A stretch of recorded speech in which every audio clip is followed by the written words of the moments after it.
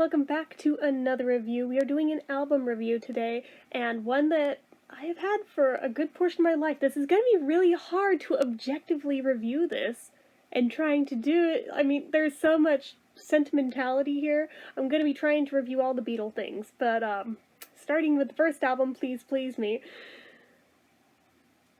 And I mean, this isn't impossible, but at the same time, I'm just like, it's really weird trying to do that so many years after the fact. I'm used to reviewing things when they're still fairly new to me, but I mean, this I've had since I was a child, so I'm like, what is there to say? So I'm trying to think, both in terms of when I first got this and was first exposed to it, what would I have said then versus what do I have to say now?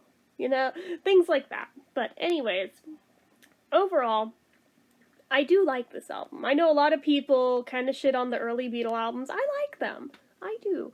And at one point, I used to listen to this one to death every single day. I even had it, like, copied to a cassette so I could bring it with me to school before I had a Walkman that was a CD player.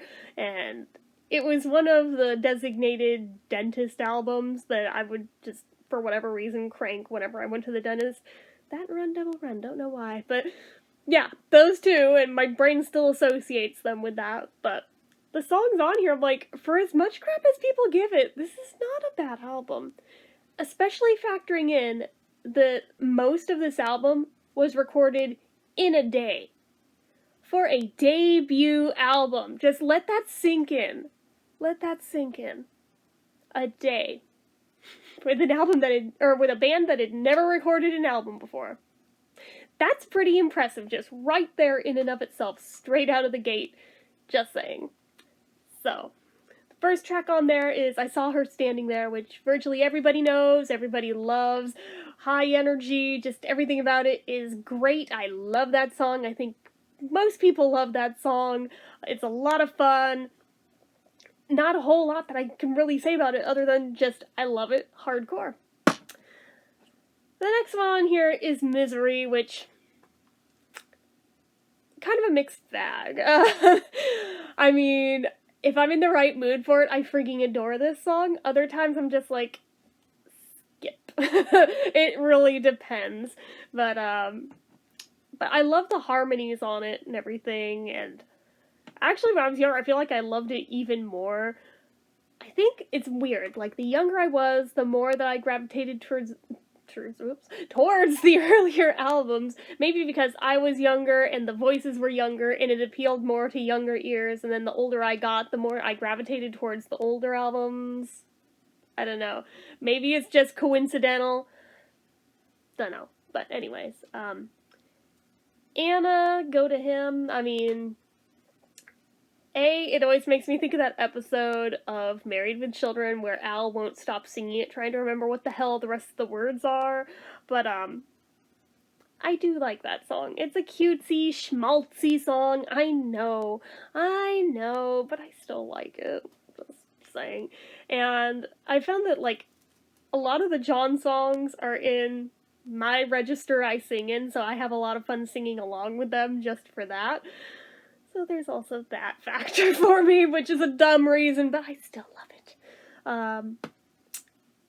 Then there's Chains, which I don't know what it is about the harmonica intro on that one. It bugs me, and, like, the second I hear it start, my brain goes, ugh, when I hear it, but then, like, by the end of the first verse, I am singing along at the top of my lungs, like, I love this fucking song! It's just like, so if we could just, like, not have the weird harmonica intro, apparently I would like it much more. And once we're, like, safely past it, it's like, okay, now I love the song. It's just that one part that I'm like, can we not? Even if I always associate it with that one Beatles cartoon episode, the one that's a parody of Mutiny on the Bounty, because this was the romp song in it, while they were overthrowing Captain Ringo Bligh. Yeah, I know, it's dumb, but I love the Beatle cartoons, shut up. So, there's that. And then Boys, which we know my feelings there, being a Ringo girl as I am. It's arguably one of my favorite Beatle years Ringo songs, actually. And every time I've ever heard him do it live, I completely lose my damn mind. Even when it just comes on the album or on the radio or anything, where it's just like unexpectedly pops up on shuffle, I still lose my damn mind because I love that fucking song. So, Ask Me Why is the first song on here where I'm like, it's not bad, but it's not a super strong song, in my opinion. Like I said, it's not terrible. There's nothing on this album that's terrible, in my opinion, but this one I'm just like, more often than not, I will skip it. Just my opinion. Next one on there is Please Please Me, which is another one that, like, everyone knows, most everyone loves. It's a lot of fun, another high-energy song, like I Saw Her Standing There. What is there to really say about it that hasn't already been said a million times? So, unpopular opinion time, though. The next track is Love Me Do. And I'm going to admit, I often skip it. Not because it's a bad song, it's not a bad song. Not because I don't like it, it's not even that. It's just one that's so freaking overplayed to death. And just, I've like hit my quota. I'm like, no, I'm good. Skip it. Just skip it. It's like how I was for years with Penny Lane. I've finally reclaimed Penny Lane to being okay again sometimes. I'm sure I'll eventually hit that point again with Love Me Do, but most of the time I'm like, can we just not? Like, really? Can we not? I realize it's like the first big single and everything, but can we not? Just, it's so overplayed. Play anything else, please. The next one on there is P.S. I Love You, which is another one where it depends on my mood. Sometimes I'm into it, sometimes I want nothing to do with it, so it is what it is. Baby It's You. That one, full stop. I will skip it unless I am intentionally listening to the full album and am going through all of the albums, listening to every track. Then alright, I will leave it on in that context. In just about any other context, I will automatically, knee-jerk reaction, just skip it. Sorry. Sorry if anybody loves that song. I'm allowed to have an opinion. The next one is Do You Want to Know... let me try that again. Do You Want to Know a Secret? Which, I love that song. It's like George and his little baby voice, and it's so cute, and his accent is still so thick and heavy, and it's adorable. I just die of cute every time I hear it. I love that song. I've noticed, like, a thing that even though if I had to put the Beatles in order of favorite to least favorite, just by default, George falls in last, just because somebody has to fall in last to do an order. But most of his songs during the Beatle years I love. Go figure. But that one in particular I really, really love. So, it seems like it's an underrated track that most people just kind of skip past. Like, everybody knows it's there, but it usually doesn't get the love I feel like it deserves. So, then there's A Taste of Honey, which I know is another polarizing song. I love this song. Like, full on, like, blast it all the way. Love this song. Even though it's super, super corny, I don't care. I don't care. I love it. Paul is freaking cute as hell in it, and just, I love it. So, then There's a Place, and that's the other one on here where I just knee-jerk react, just skip it. No, thank you.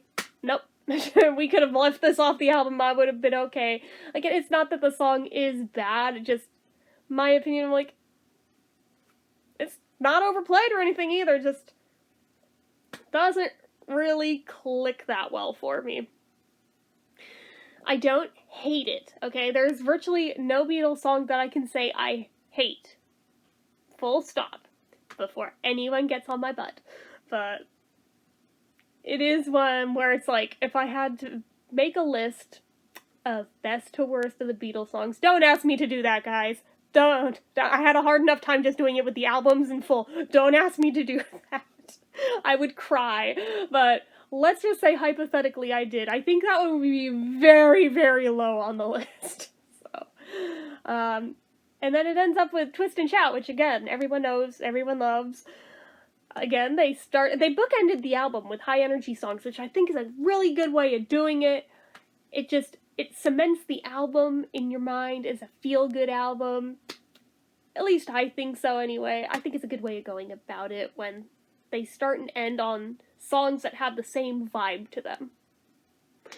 But yeah, I love that one, especially as a little kid before I realized how overplayed it was. I really, really loved that one, but I never burnt out on that song, even with it being so overplayed, so you never know which ones will and which ones won't have that effect on a person. So, ultimately, I feel like if I had to assign this a number rating, 1 through 10, 1 being the worst, 10 being the best, for me, going super objectively, and I gave this a lot of thought in how exactly I would do it, because I mean, like, my knee-jerk reaction is there's no such thing as a bad Beatle album, they all deserve a 10, but then we wouldn't be doing reviews because that's not very subjective or objective or anything else. Really analyzing it, looking at it, thinking about my feelings, I would probably, don't hate on me, I would give this a 6.5. It's above average. It is not their strongest work. It's a really good album just for being a debut album. But I mean, when you look at their entire discography, it's not their strongest. But again, it's not a bad album. There's lots to love here. There's a lot of good songs in here. So that is to be heralded, I think. But at the same time, they were still learning the ropes. They were still getting a feel for things and all, and they hadn't quite totally hit their groove yet. They're getting close. By the next one, I feel like they'd hit their stride already, but on the first one, they were still kind of learning where things were, what works, what doesn't. That isn't to say that every single album just went up from there, because no, there's dips and valleys and things. I should say hills and valleys. Dips and valleys are the same thing, but I mean, it's alright. It is alright, and I mean, especially if you're a Beatles fan who hasn't heard the album, you definitely need to, because there is a lot of stuff here. They're like forgotten gems, in my opinion, that are really good, that should be listened to, should be talked about. But I don't have a whole ton to say about it. Like I said, I never quite know what I'm doing when it comes to reviewing albums, especially one that I've had for so many years. When it's something where it's like my first impressions of it, that's one thing, but I'm finding out how hard it is now that I'm doing it, to do one that I know like the back of my hand and have for most of my life. So I'm trying, though. I'm trying, because I do want to review all of the Beatle things, and eventually all of my fandom things, period. So we'll get there, a piece at a time. So anyways, this video was done as another collab with my friend Jeanette. I'm gonna link down in the description to her video that she's also doing on this, as well as her channel in general. If you're not already, you should subscribe to her if you are a Beatles fan as well. But yeah, anyways, you guys know the drill. If you like this video, go ahead and give it a like. If you're not already and you'd like to be, click subscribe, hit that notification bell icon so you never miss an upload, leave comments down below. You guys have this album. What do you think of it, good, bad, or otherwise? Let me know. Let's have a discussion down in the comments. Like, really, you don't have to agree with every single opinion I have. We can agree to differ on things. Just be civil.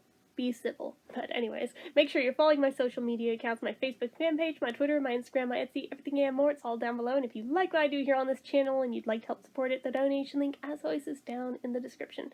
Anyway, guys, until next time, bye-bye.